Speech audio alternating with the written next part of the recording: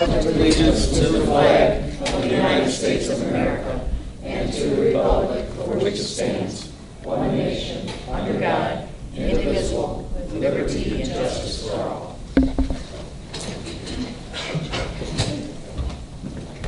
That was quick. Roll call, please. Here. Judy O'Donnell. Here. Robert Howard. Here. Steve Bowledge. Here. Rachel Manila. Here. Lauren Staley Ferry. Denise Winfrey. Here. Okay, we have a quorum. We have minutes from August 9th. Any additions or corrections? Motion to approve. Second. Motion and a second. All in favor say aye. Aye. Any opposed? Motion carries. New business. Case S16004, special use permit for conversion of non-conforming use. Kim? Thank you. Good morning, Chairman White and committee members. Zoning case ZC-16-009 takes place in Wesley Township. The applicant requests a special use permit for the conversion of a non-conforming second residence for the purpose of bringing the property into compliance and to correct a violation. According to the applicant, the cottage on the property dates back to the 1930s. In today's ordinance, the second dwelling is not permitted. The structure was deemed non-conforming. No expansion may occur to non-conformities. Improvements were made without obtaining building permit that caused expansion. The applicant was cited for violation after the county received complaint from the township assessor. The subject property is zoned A1 and is surrounded by A1 zoning. City of Wilington is within close proximity to the north. Staff recommends approval of the special use permit for the conversion of a non-conforming use with 2 conditions. This concludes staff analysis. Are there any questions by committee? Are there any objectors to this change? We have a motion to approve the special use permit. Second. Motion and a second. All in favor say aye. Aye. Any opposed? Motion carries. Other business? Revoke a special use permit. David? Good morning. The matter before you today is a request for the revocation special use permit associated with case 5993-MS2V2. And that was approved on August 24th of 2011 by the Will County Board. That zoning case also included a map amendment to C3 and a special use permit for the residence of the proprietor and caretaker watchman plus 2 variances. Both the special use permits of the zoning case were approved with conditions. And the purpose of that zoning case was to allow the operation of a landscaping and lawn care maintenance business. The subject property is identified by PIN 11-412-204-040-4 after that. And it's commonly known as 14645 South Archer in Rockford. Again, it's on C3 General Commercial. The owner of the record is Enagata Davidita, and Mr. Greg Whiting is the identified contact. It's currently operated by G&G Landscaping for a landscaping and lawn maintenance business. After following up on a complaint, the Resource Recovery and Energy Division identified alleged violations of IEP regulations in at least 3 outdoor storage special use permit conditions, which are associated with some of the violations that that division noted.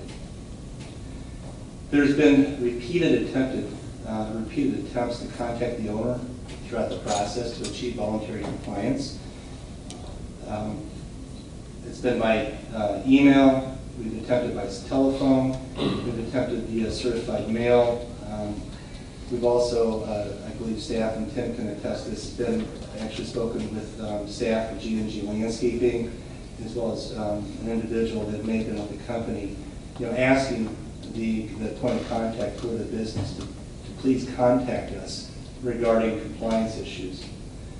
So, nonetheless, we've had no success in contacting the owner. And This past week, or actually it was in July, I sent out a letter to the individual certified mail, which was remained unclaimed at the post office. I also sent via email just advising the individual again of the issues identified on the property and identifying that revocation was a distinct possibility. Then this past week with the agenda item, it was assigned to committee by the executive committee. We sent out notice last week again via certified mail, U.S. Postal, UPS, United Parcel Service, thinking perhaps I could get delivery that way. Email, and we also actually posted the packet with the memorandum on the property for the owner to identify the identification documentation of that. So, you know, we've had discussions with the state's attorney's office with regard to this matter, and so we've been reviewed by that office as well. I know Matt is the individual that been coordinating with on that matter.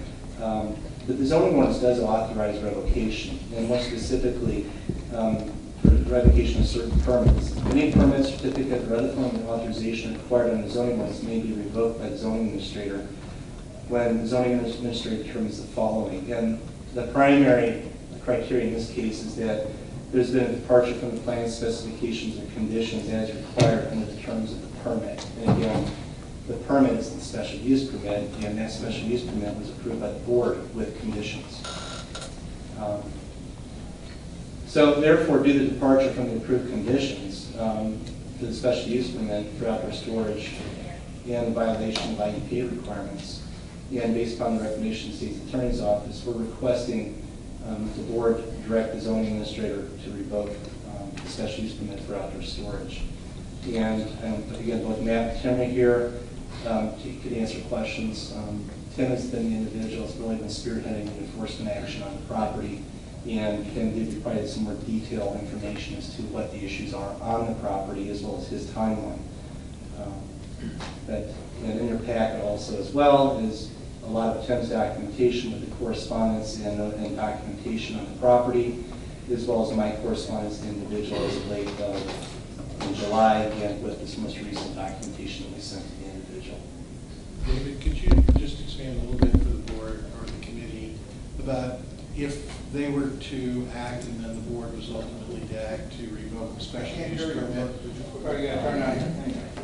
I'm asking David to expand for your benefit a little bit on if the committee were to recommend to the full board and the board were to follow through on the revocation of the special use permit, what that would mean in terms of the ability of this individual to continue this particular use, and what our enforcement posture would be at that point.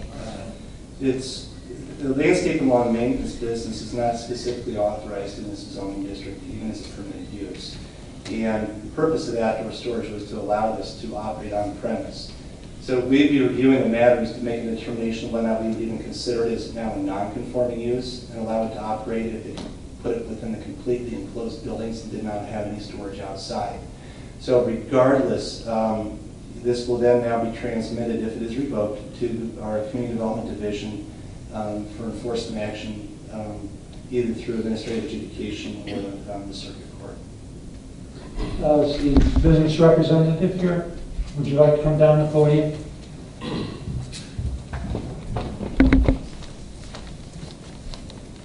State your name, please. Yes, my name is Greg Whiting. I'm the owner. I am sorry you had such a hard time getting a hold of me, but I was in Ohio a lot this summer dealing with an ailing elderly mom. So sorry about that. May I know what exactly the issues are on the property? I know one of them. Earlier in the summer, we cleared out a whole bunch of brush and the guys piled it up. And if it's generated on the property, I understand that that's okay to clean it up. But then they thought they could continue to add to that pile. And so they are cleaning that up today and will be done by the end of the week. So if there's another issue, I need to know that. Because I know there's we have a pile of concrete block, cinder block and whatnot, which we recycle and then use on jobs for base, for brick paver patios and such. and for driveway. So if that's an issue, then I also need to know that. Over the past couple of years, there has been piles of landscape waste dumped on the property, along with open burning landscape waste, open burning construction debris on the property, and open dumping of tires on the property. This was all discussed with the owner during a pre-application meeting prior to the special use permit being awarded by the county board. The pile that he's talking about has been observed for over a year now, and it's brown, and there's no reason why that pile has to be there. I totally agree. My guys are removing it. Right, and The reason it's brown is because when I told them this, all they did was they just took it and shoved it up. And I said, well, no, that's not going to work. You just can't shove it up. So therefore, it's, brown. Even if it is on-site generated landscape waste, it is still considered open dumping on the property. Mr. Chairman, could I suggest that these matters that the gentleman is asking for, what were compliance or not compliance, are all detailed in the multiple communications forwarded to the gentleman. But now that he is finally here and in communication with the department, I guess I would suggest that we table this matter for 30 days, have him come into the office, and rather you having listened to this discussion, we'll work it out with him, and if we work it out with him, then, we won't need to have you address the matter. So I would suggest that you move to suspend the thing on 30 days with the clear understanding with the gentleman that he will continue this discussion with us in our office and come into full compliance as rapidly as possible. Mr. Chairman, I'll make that motion. Second.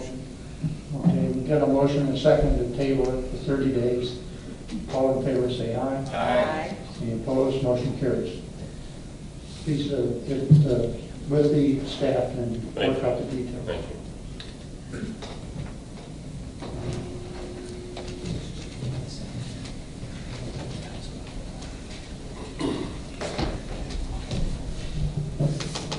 Next item is the motor fueling station text amendment.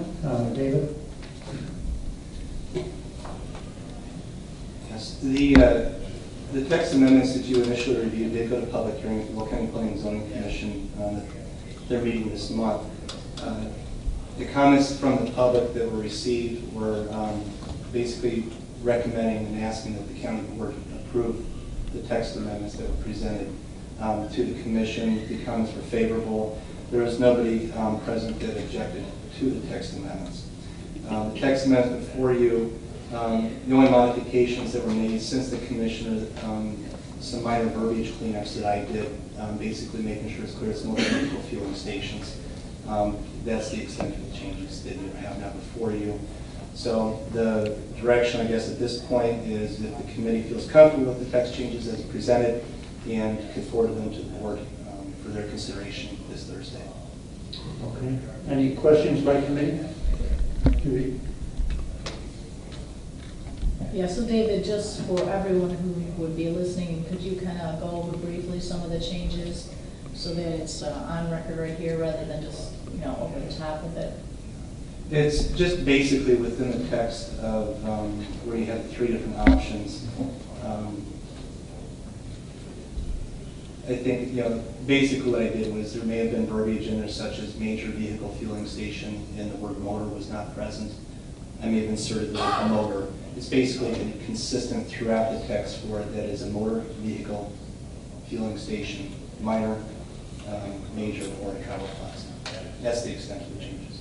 Okay, really just so we have it very clear and precise in the language is why this was done, right? Yeah. Okay, thank you. I believe there are some speakers that would like to address the board. Come down to the podium.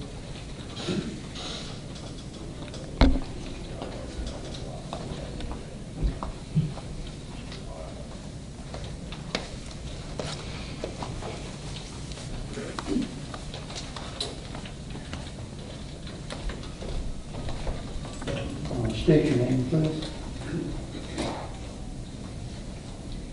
Good morning. My name is Sandy Rennie, and I'm a Will County resident. We were here last week to speak the same kind of text to that group, and we would like to at least have everybody here today. I'd like to just personally thank all members of the Land Use Committee and the staff for taking time to write much-needed text amendments for existing and outdated gas station ordinances. Please know that these proposed text amendments that you are addressing here today provide some new guidelines for the types of businesses that have a high vehicular volume of traffic and are adjacent to residential areas. Thus, a yes vote by this committee and our rural county reps will greatly help residents regarding the safety issues affecting all residents in unincorporated rural. Once again, thank you for your time today to hear our voices, and hope that the rural county representatives will ensure that these amendments become reality by voting yes. Thank you. Thank you.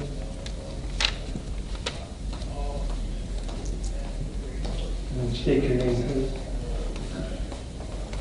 My name is Linda Arnold, and I'm a Will County resident. Good morning. Thank you for listening to us and giving us the opportunity to thank you. As a resident of Will County, I appreciate the job that the staff and the committee are doing to clarify and update the ordinances regarding fueling stations in the county. The existing ordinances on the books regarding these types of facilities do not take into account the changes in use that have taken place over the years, from the quaint old filling station to today's multi-use high-traffic business. By clarifying the ordinance and classifying these operations, the board is doing a service to both the residents and businesses in the county. Residents will know exactly what types of developments may or may not someday be built in their neighborhoods, and businesses will have certainty regarding what is or isn't allowed on a parcel of land before purchasing or developing the property, lessening the risk associated with the special use permit process, a process that can lead to conflict between residents and businesses that benefit no one. I strongly support the proposed changes and encourage the board to continue to evaluate other existing ordinances in order to bring them up to date with changes in land use and provide clarity for both the residents and the businesses of the county. Thank you. Thank you. Any comments by the committee? We have a motion to approve. Have a comment? Yeah, I want to say that as things have changed in our county, and gas stations used to be, like you say, mom and pops, you pull up, they would do your oil and everything, and they've grown places you go to eat, shop, everything. So it was really good that sometimes a bad thing has to happen for people to recognize that we really need to look at it closely and make some changes. And it's really good that we've gone and done that in land use. Thank you for the hard work you guys did on that. And then also that's why when we're looking at other things, we're using the PUD philosophy so that we can better work with both our residents and any businesses that would want to be in Will County. So a bad thing happened with you guys out there. I know you've been fighting for a really long time, but the end result has been a big positive change. So thanks for your involvement, ladies, because I know the time and effort it takes to be involved and work with that. But by that, then we looked at everything, and I think everybody worked together to make a really positive change. So thank you. Thank you guys, too. Make a motion to approve. Second. Motion and a second. All in favor say aye. Aye. Any opposed? Motion carries. Next item, non-conforming lots. David? Excuse me. The department still has this under consideration, working with GIS. I don't have an update for today. What I'm going to recommend is I'll put it back on the agenda when we're ready. It's an issue that, again, very important to deal with, and hopefully we can address this concurrently with a lot of other changes that we need to have done to the ordinance. And hopefully, with next year's budget, I know that I've requested in that budget a line item for some consulting services to help us with this, because we do have a list of over 100 items to deal with in the ordinance, and it's been about 4 years since it was adopted, and I think there's a lot of things we could do to make things better. I'm glad you brought that up. Now, I don't know if you need a motion to remove this, but I like the fact that we're going down this path, because it seems to me that when we're here and we're listening to cases, the biggest arguments, it looks like a lot of our laws and our ordinances do protect and are in place and in good standing. However, it seems like a lot of the problems that we always have are the ones that are non-conforming or when there's an issue. And it seems when you go back and you look at all the different times when we've had the controversial ones, almost always stems and points back to the non-conforming lot. So I'm very much in favor of this, and I'm very excited, and I hope the board approves that the money necessary to get this taken care of. Well, that's, one that brings a very important point is that through the budget process, if you hear discussion on that particular matter, it'd be very helpful for you to voice your support for that so that we can get this done. And I do want to make note is that, like I said, there's a lot of good things we can do. I know the board had the foresight in 2012 to approve some changes in the non-conforming section that allow us to do certain things on non-conforming lots that have really helped out a lot of people. And I think that there's other things that we've identified that we can do the same. Okay, let's have a motion to remove it for that. Any discussion? All in favor, say aye. Aye. Motion carries. Next item is Echo Housing, which was brought back from the board meeting, and also it includes a fee schedule for our consideration. David, you want to give us an update? I know that the last executive committee also coupled the fee schedule with this, and I know that there was discussion at the board with regarding the wisdom of just doing the text amendment as well as essential or possible special use permit fee for it, which is $675 for an application. It does not include notification costs and things of that nature, certified mails, and just the time and expense of going through the process. So today, what I'm looking for from the committee is, with the text itself, do you want to leave it as is, or is there committee consensus to give me direction as to what additional changes you might like to see in the text? And then the second issue is the fee schedule. Is there any particular direction you'd like us to go with that on potential changes? And if there are any changes to the fee schedule, that itself will require a public hearing with the appropriate notice, and that can be held either at the Planning and Zoning Commission or the committee. You as the committee can hold it as well. So those are the two matters I'm looking for direction. A, are there any changes to the text? If so, is there committee consensus as to what you want me to look at? We'll bring that back in 30 days. And same thing for the fee schedule. What, if any, changes do you want to see with that? And if you want it to go to public hearing, let me know. Okay, any comments by committee? Yeah, I think it's a good idea to review this for another 30 days and then bring that back. And I think all the members have an opportunity to reply to you, whether email or phone call or whatever on this. So again, because my biggest fear is when we act too hastily, what happens is basically there's an unintended consequence somewhere. Somebody gets pinched somewhere. So I think that we need to actually take our time and thoroughly review this. And then also too, I've been getting a lot of feedback as far as the dollar amount, that type of thing. So, okay, all right. Yeah, I'm a little conflicted on the fees, but I'm leaning toward the idea that we don't do any changes to the fees. So you have my opinion. Right. I hate to throw a monkey wrench in this, but I'm telling you, I got a couple emails over the weekend from the individuals where these little houses are getting delivered to. To me, I can't even believe we're allowing that. I mean, they look terrible. And I look at the original intent of what this ordinance was supposed to be about, and a lot of it seems to look like it kind of dates back to, the farmers. They had a lot of land. They put a house out there. I don't think the original intent of this law was to put two houses on one property, even the smaller properties.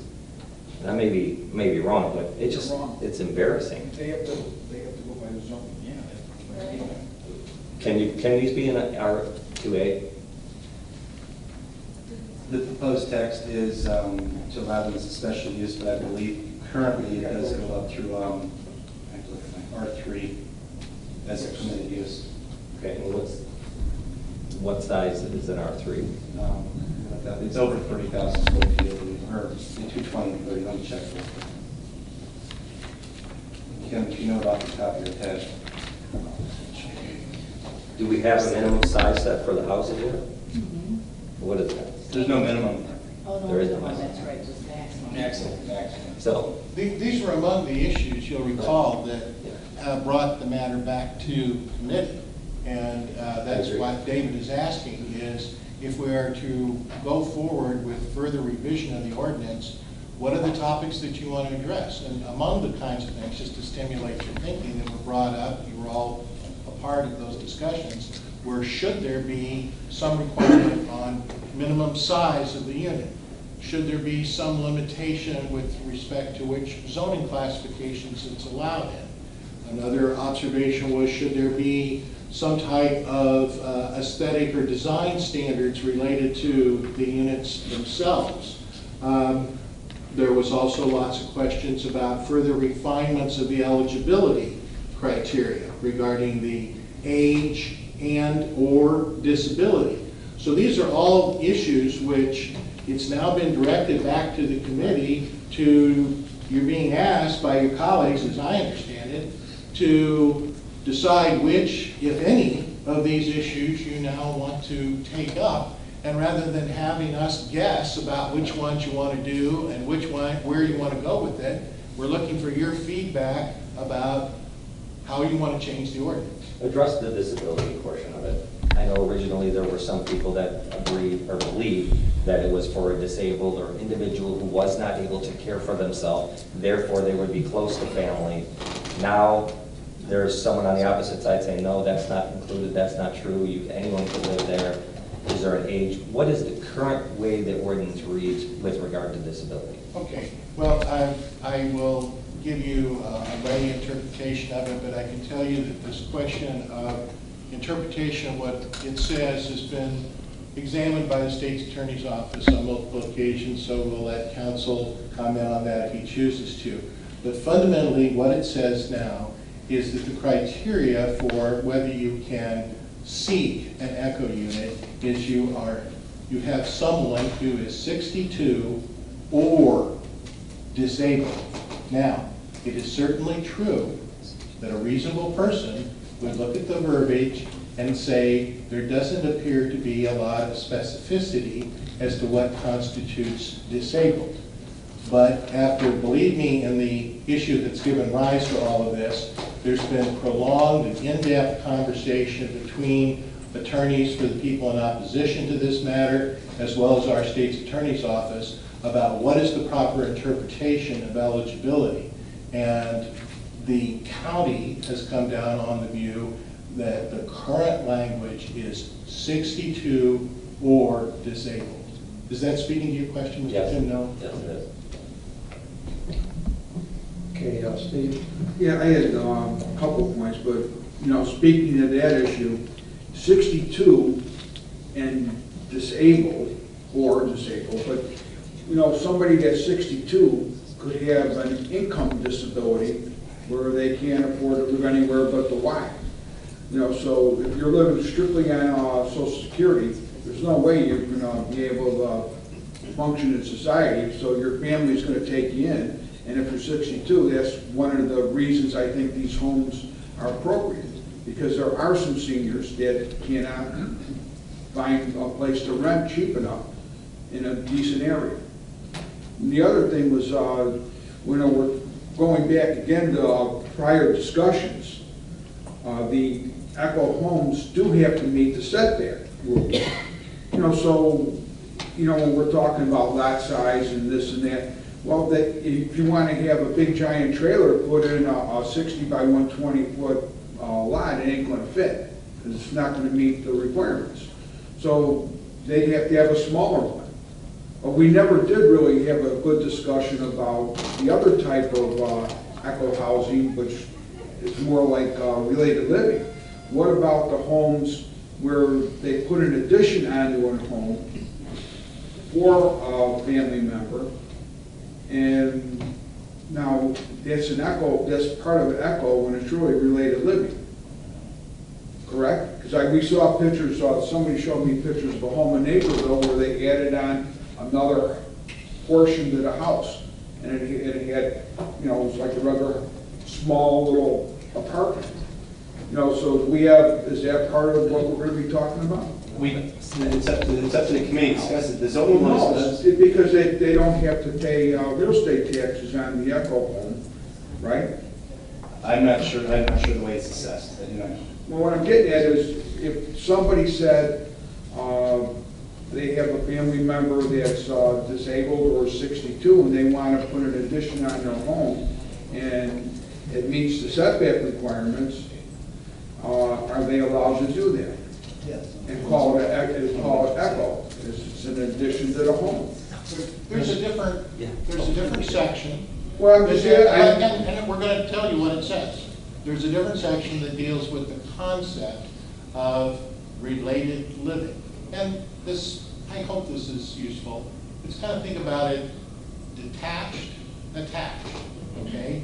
And just for explanation, associate the concept related living with attached and Echo with detached. Now, David, share with Mr. Balish what the current ordinance's provisions are for the concept of related living as distinct from Echo housing.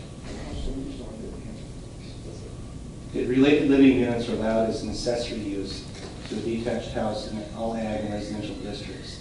So basically, within the single-family home, you can have related living. There's a maximum of one related living unit per lot.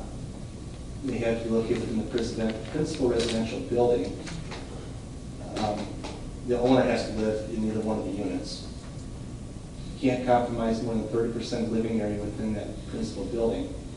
And if there's any expansion, you can't increase the livable area within the original building by more than 20%. Okay. Can't contain more than 2 bedrooms, has to have off-street parking, addresses water supply and sewage disposal.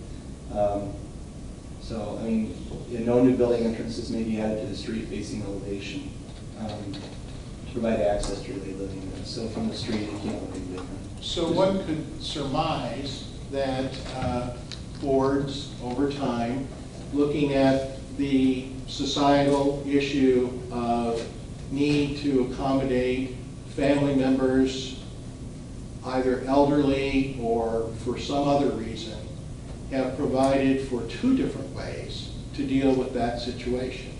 One is the related living provision, which provides for exception under certain circumstances, because as you know, we sometimes have problems where people feel that lots of unrelated parties are all living in the same unit.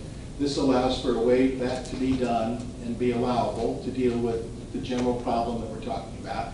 Another way that the zoning ordinance has provided for almost 20 years is this concept of a detached unit for a relative who meets certain minimum criteria. So I guess we were kind of looking at the Echo unit, which is this concept of a detached unit, as you think about the need for changes or perhaps total elimination, an awareness of the fact that there is this other method called related is probably a useful thing to know, and it may have some bearing on what you want to do with Echo housing. That isn't what I'm talking about. I'm talking about you have a home and you go to your backyard and instead of getting a trailer because it won't fit, because of the setbacks, you go and you say this is going to be Echo housing, and you add 3 sides and you can't get into the other house. And that's why I was calling it related living, because it's connected to the house. It's not Would that scenario fit that criteria? That's what I'm trying to get at. You know, So they have their own everything, but they have no access to the other house.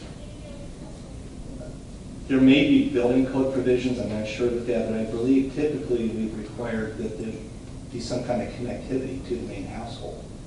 So. But apparently there's not an explicit prohibition against it or explicit authorization for it.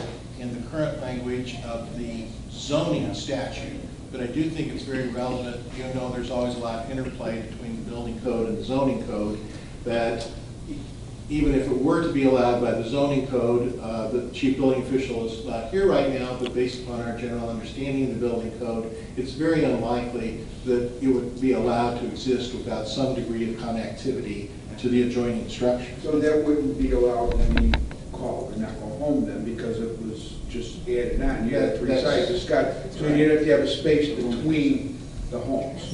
That is not an echo unit. We categorize that as a related living. Well, right, but you have no, if there's no entrance from the main home into that portion, now it's not really related living. It's just it's like a garage that was connected but no way to get into. That's when we also get into interpretation of the zoning ordinance, that if there's not direct access to the related living unit, then it essentially becomes multifamily. Bob, how are you come? Yeah. Well, this whole issue with this eco housing is very sensitive to me. Maybe I'm old-fashioned or whatever, but years ago, it was raised and instilled in me that basically in my family that grandma or grandpa or mom and dad or whatever, they're being taken care of at home to end of life. That's the way it's done. Okay, as society is changing now, what we're seeing though is we're seeing that that option of putting grandma or grandpa or mom or dad or whatever in some kind of assisted facility or whatever that might be needed is becoming cost prohibitive. And I think there's a lot of other things going on here. But at the end of the day, I don't think we ever should close this door on eco housing. Eco housing basically falls under the land use department as far as the safety of it, the quality of it, as far as the health department, as far as the sewer and water, potable water, everything is actually looked at specifically. But what we have to be careful of is as the county changes, that we don't get in a situation where we're looking at our neighbor's house or what our neighbor intends to do and say, basically, just because I don't like the way it looks, I don't like the perception of it, then I don't think that we should, our county should actually put up roadblocks to actually stop this type of thing. Because again, these granny houses or these smaller homes or whatever, as again, as society's changing, economic barriers, we're going to see smaller homes in the future. We're going to see related living in the future. I think that's going to increase. And the McMansions, there was an article about that again in the paper the other day again, that's a thing of the past. So when we're looking at this, we shouldn't get so caught up in the terms campers, trailers. That's not what these are. These are actual homes. These are actually under the building codes of our county. So again, I think we should remember that. So, and we also have to be sensitive of that. And again, our county is so diverse where basically we have municipalities. Once it's annexed in, the municipal will take care of themselves. That's with their own building departments. But we still have those remnants of those rural areas or semi-rural areas out here that these are an option for the future. So again, I think we need to be very careful about this. And my biggess fear is every time we do an ordinance or every time we mess around with something there, basically there's an unintended consequence of this. And I think we have to be very careful about that. And I am one of the, and Judy is too, one of the members that actually live in a rural area.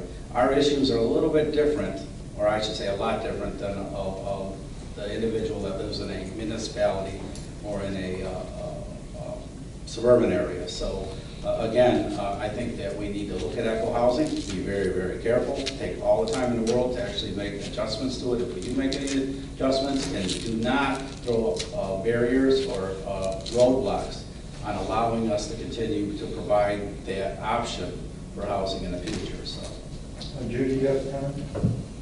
Yeah, so here's my thought. We have 18 units in the county. I don't think that's a lot. Consider how many houses do we have, David? Do you have any wild idea? Exactly. So we have 18 units in the county where this is impacted. As far as I know, this situation was brought up because of one situation. Okay, so I don't like to make ordinance changes or anything based on one situation. You have to look at overall how it's used. Ray, if you say that you have several emails about how they look, where are they and where are they and what kind of stuff are you seeing? Because there's only 18, so if you get more than one and they're in your district, they're kind of close. I'll forward it to them. Okay. Forward them. So I think we need to we'll look at Ray's thing, but I think what we should do is maybe, I don't know, maybe it requires a workshop. We go through this in more detail because there's quite a bit of a difference of opinion as to what people want to do, what they don't want to do. I think that eco housing is important for somebody who is 62 and older. I think that eco housing is also important for somebody who might have a disabled child, but that child's able to live on their own with you right in close proximity. I do think that you are always going to have this neighbor thing because Tom's little rubber bands are infringing on my area, and this can go on and on. So we need to look at it and decide what is right for the county as a whole and what our residents want for themselves, because everybody has a different opinion when it impacts them and they have to make that choice. So perhaps we have to look at the size. I know there's a maximum size with up to 2 bedrooms on that. Should we look at a minimum size? I don't know, you see all those little tiny houses now. You might use a tiny house to have your grandmother or mother or somebody in it, so they can be like 200 square feet. Maybe not where you live, you know what I mean? And I don't know. And that's what my point all along was from the beginning. I think eco housing is a great idea when you're into agricultural zoning. But when you start putting these 200 square foot or 150 square foot houses into residential neighborhoods, I don't think that's what the subdivision code was really intended. I'm old fashioned too, Bob, and if my mom gets sick or disabled or needs to move in, I'm probably going to let her move in the house versus putting her in a 200 square foot outhouse out to the side. I just don't want, I would rather look at this from, I'm okay with the A1. I'm okay with even A1 having staff make those decisions. I even said it before, we don't need to have special uses on you know, the agricultural zone, because I believe there's enough protections in the agricultural zoning. I just don't think there's protections in the residential zoning. Okay, so what would be the minimum lot size? So like R1, R2, R3, what are those different lot sizes? Hang on a second. Okay, so I mean, it's just like, what minimum lot size are you looking at restricting somebody being allowed to do that? They have to follow the setbacks, that's all I think first in we the gotta look code. at the size. I Look think at we the should put a size. minimum size on there. You know, 320 square foot, 350 square foot, something where you're putting a nice, like a double wide house versus, or I don't know, I don't even know how big those are, but I know 200 square foot is tiny. I mean, and how many can you have on a property? One. Just one. One. So Grandma's not going to climb up in the loft to go to sleep, so I don't think we're going No. to. Right. So, I mean, yeah, it's not going to climb up that ladder. But, you can look at that. I think we should look at what are the R1, R2, R3, because I think there are a lot of residential subdivisions, so the person has an acre, half acre, or an acre. That's a sufficient piece of property to put an eco housing unit in. I don't know what go ahead, David. All right. I'm going to start with the most dense and go backwards. So R3 is 20,000 square feet, R2A is 30, R2 is 40, R1 is 60,000 square feet, so about 8.5. You have E2 at 105,000 square feet, which is about 2.5 acres, and you need E1, which is about 5 acres. Then obviously the A1, Right. 10, and E2. Right. So the R2A typically is obviously different, because what I'm used to being for 14 years as an R2A is a 12,500 square foot lot. I mean, that's the R2A that I was used to dealing with. So I would have a problem with an R2A being a 12,500 square foot lot with a secondary house in there. So if we're looking at, I mean, I would be okay with 3/4 of an acre on up, but smaller than that, I would have a problem with that. The county's R3 is 20,000 square feet, a little less than half acre. And then the R2A for the county is 30,000 square feet. About 2/3. Denise has a comment. Oh, some of it got answered, but I'm guessing, you know, there's a lot of passion around the eco housing, but it sounds like what you might want to look at, David, is looking at the age limit for eco housing, the type of eco housing. I'm guessing that it needs to be all one story, meaning that it couldn't have a loft, sleep loft, or anything like that would be a piece of it. And then the size of the lot would be the three main things. That it needs to be at least 3/4 of an acre, is that what I'm hearing? Well, that's what I don't know, I think half acres, a large piece of property. So in terms of what you're looking at, then looking at the lot size and how that would relate to in terms of the neighbor, and then whether it's a subdivision that already has some sort of covenant as opposed to agricultural. Yeah. And the other thing, to piggyback on that, is the money end of it. I know I'm out on a limb here by myself, but I don't see the need to subsidize the amount of money that we're going to spend on this internally by lowering the fees.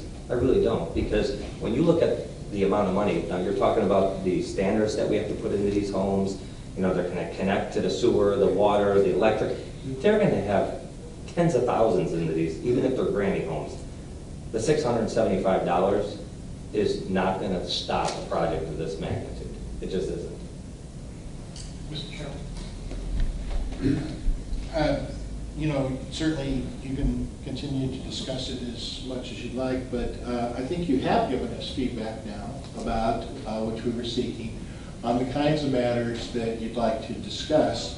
And I think what we can do just to kind of move the ball forward is, and I want you to understand that when we put this together, we are not advocating anything from a staff standpoint. We are simply trying to facilitate your decision-making. So we will put together, for discussion purposes, a revised ordinance document that addresses the issues that have been brought up in the discussion about minimum size of unit, lot size, appropriate zones, and the interaction between size and lot size and zone, the eligibility issue, age and or eligibility, and further specificity about how you establish your adherence to those criteria. And then we will look at even the question of design standards. Now, whatever we come up with will be for discussion purposes only, won't be that we're advocating it or saying this is the best. And then you'll be able to go down each provision one by one and have a vote. Up or down. Do you want to do it or not do it? Majority rules. Otherwise, I think we're going to be in an endless hamster cage on this one. I would suggest that the committee members review the present ordinance and email any changes that they want to David so that they can be considered at a future meeting. If you want to revise certain sections or abolish certain sections, that's fine. Just put it on a piece of paper that staff can review. David? I know you're all well aware of this. Please be careful with regard to the Open Meetings Act if you're doing any communication via email. Well, I'm suggesting they just send it to you, not to the committee. I know. Okay? I understand. So it's not a violation, I don't believe. No, I'm just Okay? cognizant of that. Okay. So I guess my question is, what zoning areas right now is there a problem? There's only 18 units in the county. It's a very, very, very minimal amount. So where's the problem that you're seeing in your area? Because I've not heard of anyone complaining to me. And I know this thing all was brought up by one situation that I'm aware I don't know what of. zoning is. Her name is Cindy. She emails me about 18 times a day. What is her zoning? Do you know, Kurt? What is your zone? A1. A1. See, that's one of the See, that's paradoxes ridiculous. of the whole situation. Right. Is That's it a conforming ridiculous. or non-conforming A1? It's non-conforming. Okay. And why is it non-conforming A1? It's non-conforming for two reasons. One is that it is deficient in lot area, and two, it is bisected by a dedicated road. But it was configured that way prior to 1978, so it's not. I mean, that's just the thing. I mean, it's hard for people who own a piece of property that is okay at this point in time, and then zoning changes occur, and now they're not, and it's deficient. It should be, A1 is 10 acres or more, right? So what is the lot size of that? If I recall, I believe it's around 4 acres total, between 4 and 5 acres total. 4 and 5 total. Between that. And with the On planning each and side. zoning, Total. commission had something to do with that, didn't it? The variance, there was a couple variances given from lot line. The exceptions. variances were not for the lot area. The No. variance that was approved was for the structure that was to be built within the setback. Okay. So, okay. Okay, so it's Outside a of total what we 4 or 5 acres split between a road, or is it total of 9 acres split between a road? Yes. What is it? It's split. There's approximately 1.8 on one side with the remaining on the other side. Okay, so that is still a significant piece of property. Right. But the issue there, I think, is it doesn't conform to even what was in the current ordinance.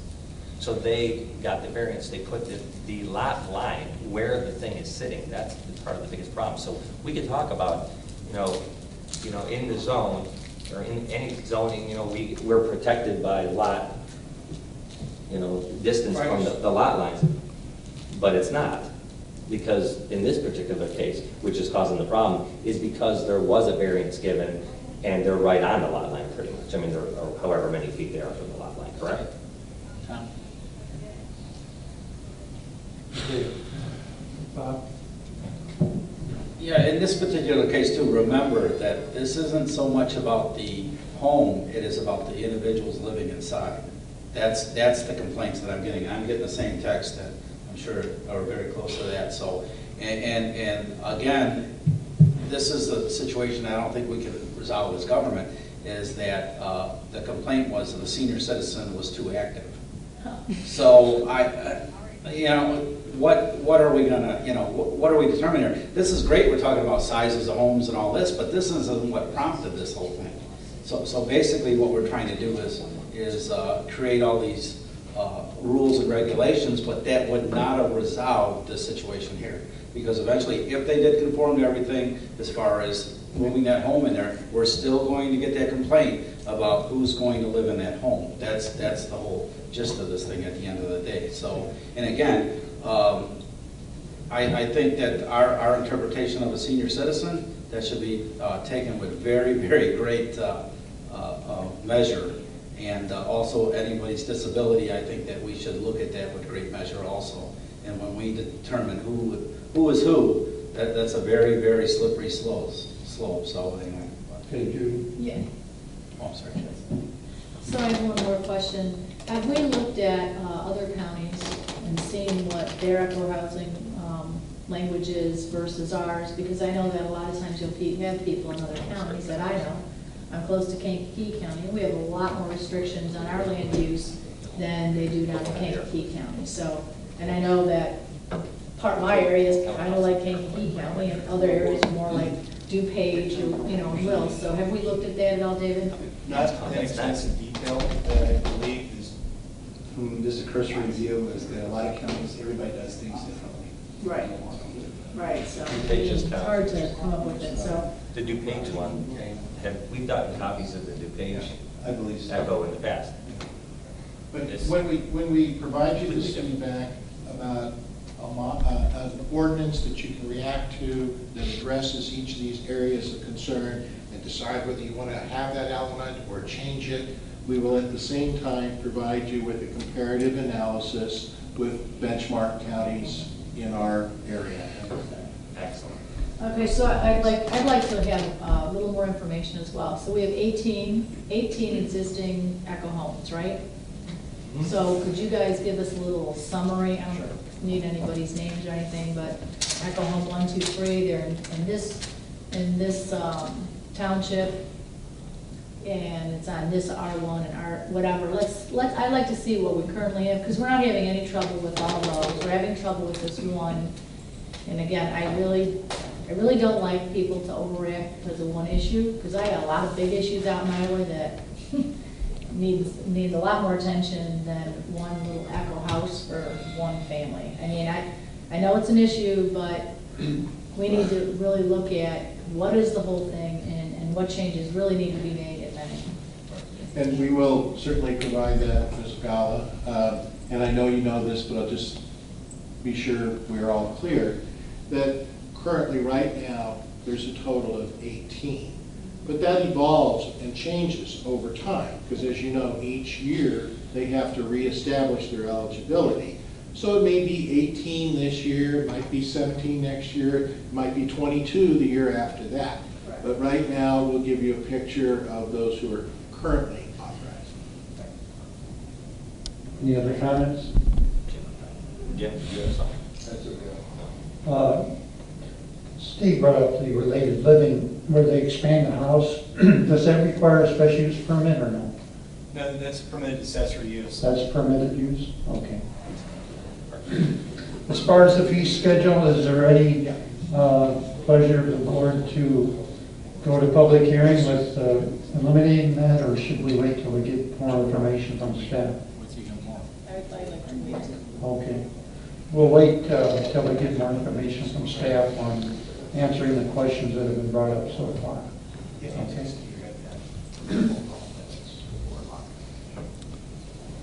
We have a, next item on the agenda is Lincoln Highway marking, historic landmark. Kimber, you going to hand that? Yes, thank you, Chair. Before you today is historic landmark nomination for the Lincoln Highway marker located at 1801 East Lincoln Highway in Lenox. The marker sits out front of the Lincoln Way Central High School. It is important to note that only the marker, not the gazebo next to it or even the school, are included in the nomination. The nomination was submitted by Daryl Holmquist, a former teacher at Lincoln Way Central. It is owned by Lincoln Way Community School District 210. Staff met with Dr. Stephen Provost, principal at Lincoln Way Central, on July 15th, and he indicated the school district's support. The marker was nominated for 2 of the 12 criteria, criterion A and D. Staff supported both criteria. The Lincoln Highway was the nation's first successful coast-to-coast highway. It was not the only one, but it was the best known at the time. The Lincoln Highway Association was established in 1913 by automobile and tire manufacturers to promote the idea that better roads were needed with the rise in popularity and accessibility of the automobile. As a result, the federal government became involved and dedicated funds to making road improvements. In 1925, the federal government eliminated named trails, turning Lincoln Highway into US 1, 30, 530, 40, and 50. We know it as Route 30 in Will County. 2 years later, in 1927, the Lincoln Highway Association ceased operations, but had one final act to ensure that the Lincoln Highway would not be forgotten. In 1928, they had Boy Scouts across the nation set concrete markers in 1-mile increments across the length of the highway. Only 2,436 markers were installed, and there are very few that remain. Over the years, they've fallen victim to road widening and other construction activities, as well as private individuals interested in their history. The subject of our nomination was actually located in Joliet and threatened with demolition due to road work. The nominator, Mr. Holmquist, fought to save and relocate the marker to its current spot in 1996. The Will County Historic Preservation Commission held a public hearing on September 7th. There were no objections, and the nominator, Mr. Holmquist, was present and spoke in support of the nomination. HPC recommended designation unanimously. Today I'm asking for your approval of the nomination of the Lincoln Highway marker as a Will County landmark. Motion and a second. All in favor say aye. Aye. Any opposed? Motion carries. That concludes our business reports. Let's see, Brian Radner's here. I understand he's going to be doing zoning for us now in the future. Yes. Kurt, would you like to make a comment about that? Right. We've made some reassignments within the staffing structure of the department.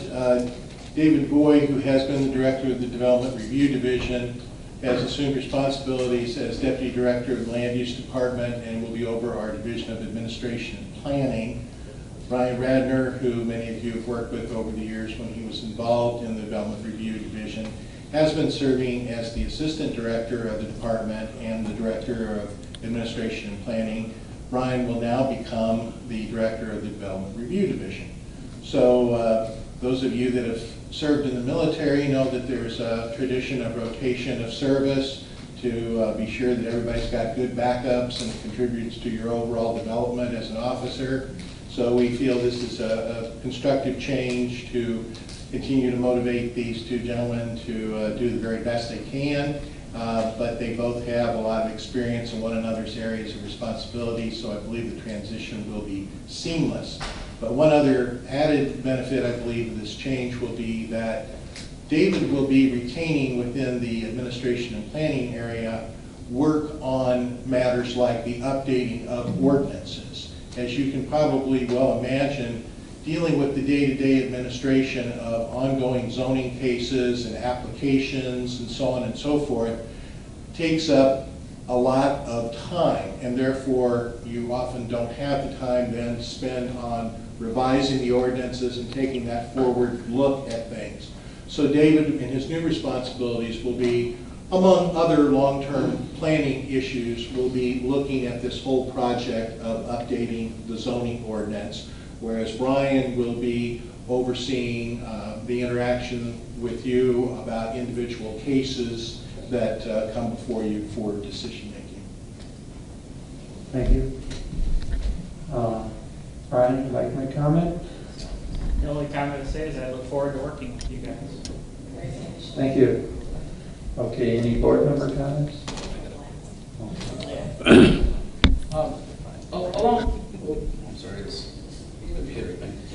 Along that line, would it be possible to us to get the board members here to get a short synopsis on, in the future, as far as like the number of building permits that are out there, number of applications, just a simple count on that kind of stuff like that? Because I can't gauge what's actually going on out there.